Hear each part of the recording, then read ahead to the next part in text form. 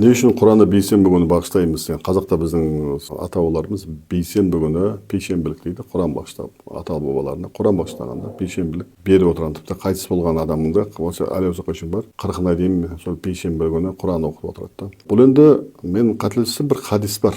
Осындай бір хадис бар. Бұл қаншалықты хадис екенін білмеймін, бірақ осындай хадис бар. Біздің бабалар осыған сүйенеді. Яғни бейсенбі күні оның мағынасында сол әруақтар Құран дәметеді, үйді аралайды деген сөз бар да, яғни қазақта да. Бұл үйді аралайды деген сөз сен әруақтарға үйін тықылдатып тұрады деген мағынада түсінбеу керек. Бұның барлығы бабалар терең мағынада айтып кеткен да. Яғни үйді аралайды деуі былай қарағанда бір мағынада қабір әлемінде сол күні бейсенбі күні Құран дәметеді дейді. Неге Құран дәметеді дегенде, Құранның тек қана Құран емес, бұл жерде сол күні бір сауап дәметеді да. Яғни қазақта оны жеті шелпек дейді. Неге жеті шелпек? Өйткені жеті тозаққа қатысты, сол жеті хұрма деп айтқан хадистерде, жарты хұрма деп айтқан. Сауаптың ең үлкені ол Құранда. Сауаптың ең үлкені Құран болғаннан кейін бұны бейсенбі күні бағыштайды. Неге бейсенбі күні деген уақытта? Бұның хикметі білуші бір Алла, жұма күні қиямет болатын белгілі да. Сондықтан білуші бір Алла, мен бұл жерде түсінгенім, бұрынғы кісілерден сұрастырғаным, жұма күні қиямет болады да. Ал қиямет болған күні ол қабір әлеміндегі адамдардың барлығы, ол сен ойлағандай олар ұйықтап жатқан жоқ, қабір әлемінде олар қатап тастаған жоқ олар.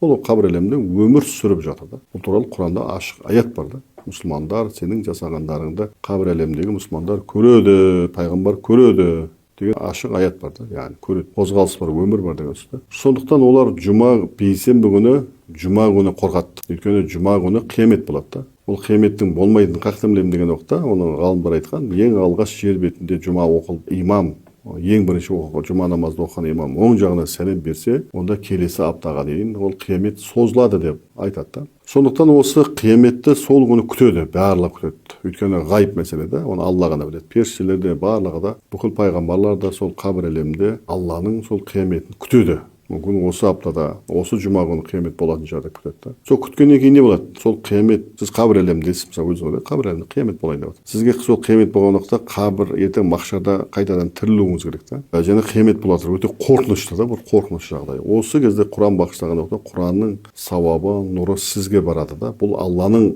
мейірімі, Алланың рахымы. Неге? Бұл мына жақтан жіберілген ұрпақтарының дұғасы, батасы. Осы бір бата, осы бір дұға, осы Құран Алланың мейірімі болып қабір әлеміндегі жаңағындай қияметтен қатты қорыққан. Біз мына дүниеде жүрген қияметтен қорықпаймыз. Өйткені біздің неде ол ертең жұма күні қиямет болады десе де біз кәдімгі болған жүре береміз де, кәдімгі түк болмаған сияқты көреміз ғой. Өйткені бізде сезім жоқ, ондай сезу нәрсесі жоқ. Ал қиямет әлі қабір әлемінде ол жақтың несінде ақиқаттар анық көрінетін болғандықтан олар қатты қорқып, кәдімгідей ақиқатты көргендіктен олар шынайы сенеді. Біз шынайы сенбейміз да.